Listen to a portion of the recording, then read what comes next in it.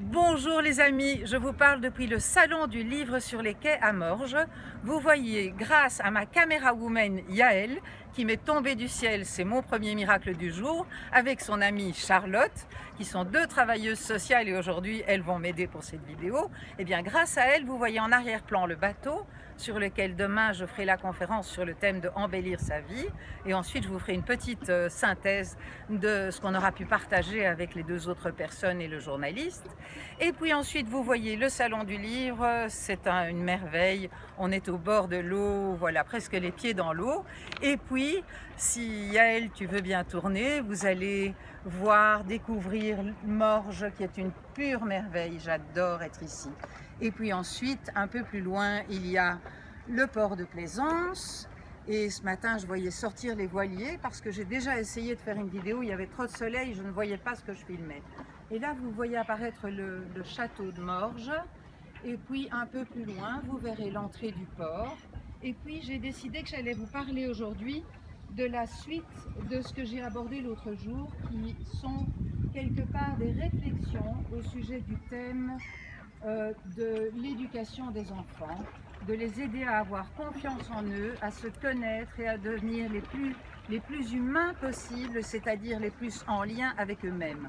Alors pour moi, le monde serait merveilleux si chaque enfant pouvait apprendre à rester relié à son vécu et à ses aspirations profondes, plutôt que de devenir quelque part le sous-produit de ce que ses parents attendent de lui.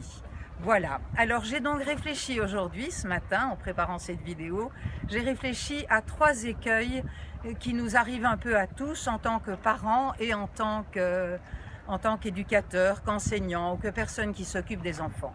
Alors, le premier écueil, eh bien, c'est quelque part quand on veut régler un problème très vite et une fois pour toutes. Ça conduit toujours à de la violence parce que entre êtres humains, régler le problème une fois pour toutes, c'est souvent le régler très vite et d'une façon assez stakhanoviste ou dure. Alors, une fois de temps en temps, quand on est en urgence, comme je crois j'en parlais brièvement dans ma première vidéo, ça va. Mais si au quotidien, je veux expédier un problème pour en être débarrassé, je ne vais pas apprendre aux enfants que je côtoie à être réellement connectés à eux-mêmes. Alors il y a une façon de régler le problème une fois pour toutes, c'est malheureusement le système punition-récompense. Et moi j'ai grandi dans ce système. Quand j'étais conforme, on me donnait une récompense, et quand je ne l'étais pas, eh bien on me punissait. Et ça a eu pour conséquence, d'une part, ça m'a dévié de l'estime de moi, parce que je pensais qu'il y avait le bien, le mal, quand j'avais tort, voilà, tort, raison, et quelque part ça m'a plus éduqué à être conforme quand les adultes sont là et à faire n'importe quoi dès qu'ils ont le dos tourné. Je ne sais pas si ça vous parle à vous, mais bon, voilà, moi j'aimerais bien que mes enfants fassent quelque part ce que j'aimerais qu'ils fassent, mais parce qu'ils sont reliés à eux-mêmes, qu'ils y aspirent par eux-mêmes, et que pour ça ils sont capables de s'écouter eux-mêmes. Et c'est pour ça que j'adore la communication non violente, parce que c'est l'art d'apprendre à tout un chacun à se demander cette merveilleuse question qu'on pose 20 000 fois par jour, enfin j'exagère, à tout un chacun, c'est comment vas-tu?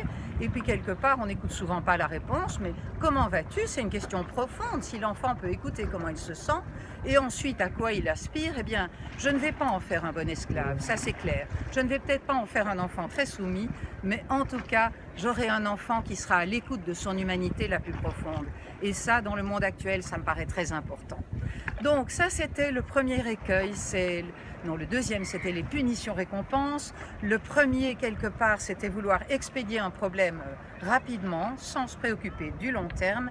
Et le troisième écueil que je trouve fondamental, c'est est-ce que je suis au courant de mes blessures, de mes croyances, de mes habitudes, ou est-ce que je fonctionne en pilote automatique, surtout qu'on est dans un monde où on a été éduqué en 2 dimensions, c'est je pense et j'agis. On n'a pas réfléchi en 3 dimensions. Pendant que je pense, pendant que j'agis, je ressens des choses et j'aspire à des choses. Donc ce que je voudrais, moi, c'est vous aider à passer d'un monde en 2 dimensions à un monde en 3 dimensions.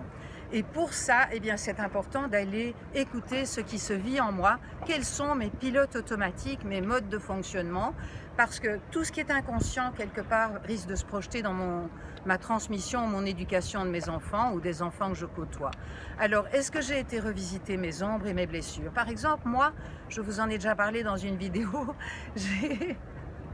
Excusez-moi, ça me fait rire, mais il y a l'assistante de la caméra woman qui se marre derrière moi. Et est-ce que ce que je voulais vous dire, c'est que je suis assez perfectionniste. Je suis jamais satisfaite. Ce matin, j'ai essayé pendant 3/4 d'heure de vous faire une vidéo. Elle n'était pas bonne, j'étais en plein soleil et donc j'ai renoncé. Et puis heureusement, il y a eu le miracle de la vie. J'ai rencontré Yael et Charlotte et qui m'ont dit, vous voulez qu'on vous filme? Qu'on vous filme? Et puis maintenant, on se tutoie et elle me filme.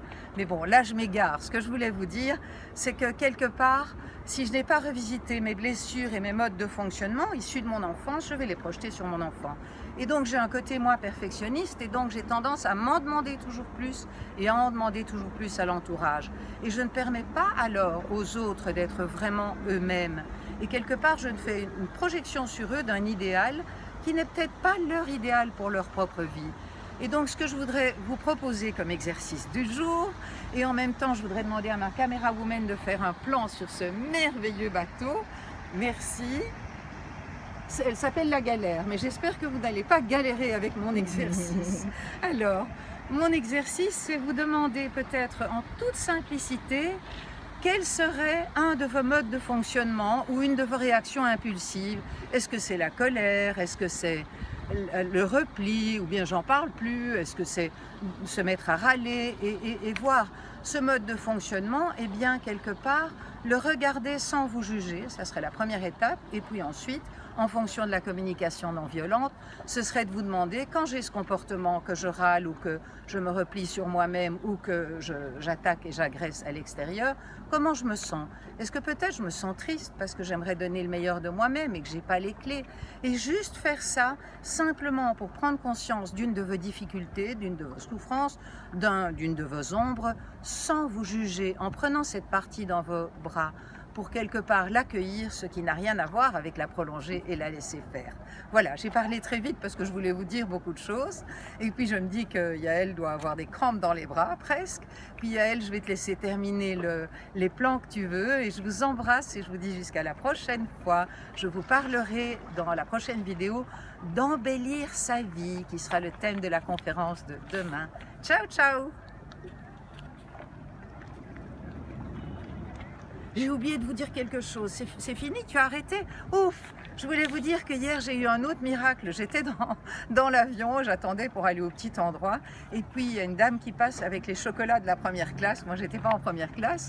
Et puis, alors, je me dis, oh, qu'est-ce que j'ai envie d'un chocolat? Et voilà, comme ça. Et 2 secondes après, cette femme se retourne, cette hôtesse de l'air, se retourne vers moi et me propose le chocolat. Alors, je trouve ça extraordinaire, le côté miraculeux de la vie. Et mon deuxième miracle, c'est de t'avoir rencontré Yael et d'avoir rencontré Charlotte. Yael, tu veux bien montrer la binette de Charlotte, si elle est d'accord? Voilà, elles sont toutes les deux souriantes et... à contre-jour. Et comme ça, on pourra te voir, toi. Voilà. Et ben, dis donc. Bon,